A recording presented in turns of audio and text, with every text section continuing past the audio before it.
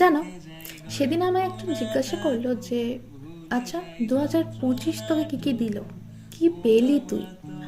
আমি বললাম 2025-এ কিছু ভীষণ প্রিয় মানুষ হারিয়েছি, আবার কিছু মানুষের আসল রূপটা দেখেছি।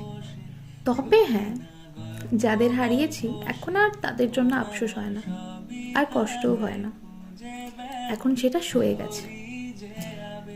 আবার 2025-এই এমন কিছু মানুষ পেয়েছি যাদের ছাড়া এখন একটা দিনও কাটতে চায় না, যাদের ছাড়া জীবনটাই অসম্ভব হয়ে উঠেছে।